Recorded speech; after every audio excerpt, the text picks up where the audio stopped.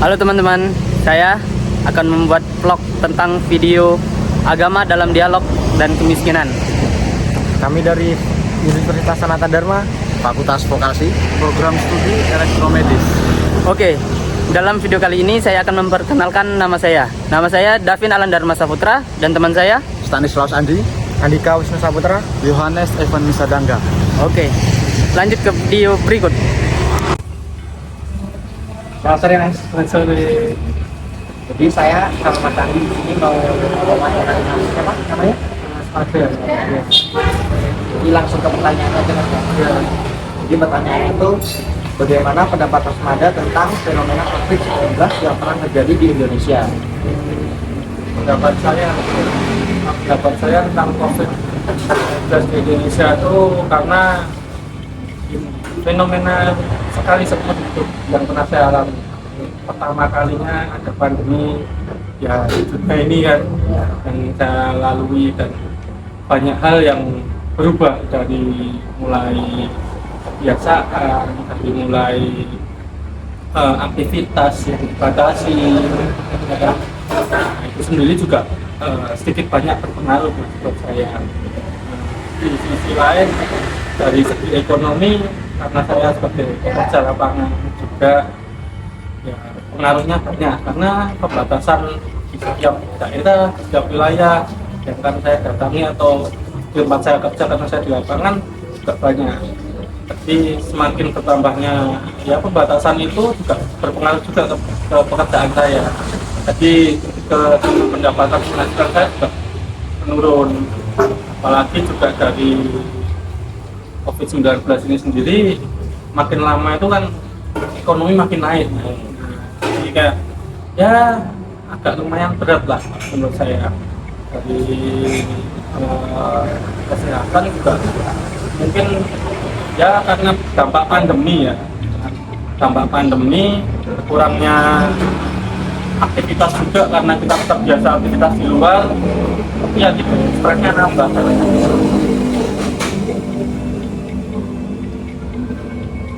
Jadi itu yang pendapat saya. Ya, Saya juga agak pengaruh ke sektor ekonomi dan kesehatan juga. ya ngaruh banget saya. Lanjut yang pertanyaan kedua Mas, kira-kira dampak apa yang Mas Mada rasakan sewaktu terjadi COVID-19 Secara secara ekonomi dan kesehatan? ya seperti yang saya ngomongin tadi, pembatasan kerja, pembatasan aktivitas itu kan berpengaruh untuk kerja saya karena saya bekerja di lapangan. Ya akhirnya itu tadi, pekerjaan saya banyak yang tertunda, terus akhirnya ya makin banyak perusahaan yang karyawannya kayak saya dirumahkan karena harus menaati peraturan yang ada kan Mas. Ya akhirnya ya kayak gitu, akhirnya ada pengurangan jumlah pendapatan. Terus akhirnya ya itu tadi dampaknya nggak diimbangi dengan adanya ekonomi yang baik. Menurut saya juga ya pada akhirnya karena ekonominya juga ikut naik kan Mas, apa-apa bahan pokok segala macam naik ya, itu yang bikin saya agak rasa berat. Secara kesehatan sendiri ya menurut saya, kalau saya orang lapangan kan biasanya banyak aktivitas di luar, biasanya kita ketemu teman atau gimana, tekanan kerja atau gimana, pada akhirnya kita harus di rumah. Akhirnya kan timbul kan stres, terlalu lama di rumah, apalagi dari pemberitaan itu juga angka kematiannya juga agak banyak ya, iya, yang bikin saya itu agak kayak shock aja gitu, yang gimana ya, nonton berita itu masih ditakut karena ya itu tadi lonjakannya sangat luar biasa Mas. Itu yang bikin mental saya ya, mungkin mentalnya berpengaruh juga buat kesehatan saya. Ya untungnya saja saya nggak pernah sakit, alhamdulillah. Iya. Jadi sangat ya, dampaknya itu sangat kerasa ya untuk kita ya. Iya, kerasa banget Mas.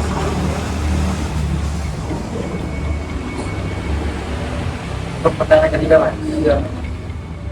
apa solusi Mas Mada menghadapi penurunan ekonomi akibat dampak COVID-19? Kalau penurunan ekonomi ya Mas ya, karena saya sendiri kerja di lapangan ya mungkin dari uang tabungan saya kemarin saya putar otak gimana caranya biar ekonomi untuk saya sendiri bisa agak meningkat. Salah satunya ya mungkin saya akan buka usaha mungkin jualan lewat online ya, dimana kan sekarang gara-gara COVID juga kebiasaan setiap orang kan berubah, yang tadinya banyak aktivitas di luar pada akhirnya juga bekerja sekarang banyak yang efisiensi, mungkin dia bekerja dari rumah ya, mungkin untuk menjangkau mereka saya pengen buka usaha sih Mas, buat memutar roda perekonomian saya secara online seperti layan. Jadi melakukan usaha apapun untuk bisa memberikan tempat perekonomian gitu ya. Lebih tepatnya saya mungkin akan buka usaha kayak dagang, tapi sistemnya mungkin saya buat online. Pertanyaan ke Mas keempat, pesan Mas sebagai umat beragama dalam menyikapi pandemi COVID-19 yang terjadi di tahun lalu gimana? Kalau saya sendiri sih Mas lebih bersyukur sih, karena ya itu tadi, kalau tanpa campur tangan Tuhan Yang Maha Esa ya mungkin saya tidak diberikan kesempatan mungkin sampai sekarang ya tak? Iya. Tidak diberikan kesempatan sampai sekarang bisa melalui COVID ya, mungkin kalau sekarang udah cukup baik lah. Tapi untuk tahun 2019 kemarin sampai 2020 mungkin saya lebih bersyukur sampai tahun sekarang tuh bersyukur karena ya udah kesempatan yang diberikan itu lebih banyak gitu, sama Tuhan itu lebih banyak saya. Jadi kayak secara ekonomi yang mungkin saya tadi merasa ragu, secara kesehatan yang mungkin dengan pemberitaan sebegitu banyaknya ya kan, mungkin kan itu juga dengan adanya ya jadi terbuka saya sama hati saya, jadi lebih mendekatkan pada Tuhan ketika lebih banyak bersyukur, lebih banyak mengimplementasikan rasa syukur saya bisa sampai sekarang dibuatkan secara ekonomi ya seperti itu Mas. Ya tanpa campur tangannya Tuhan kan kita hanya makhluk biasa kan. Nggak apa gitu. Iya. Nggak bukan apa-apa gitu Mas. Ya sekian sudah bisa Mas berikan penjelasan dari kami. Terima kasih atas. Ya, sama-sama Mas. Terima kasih ya, Mas. Terima kasih Mas. Terima kasih.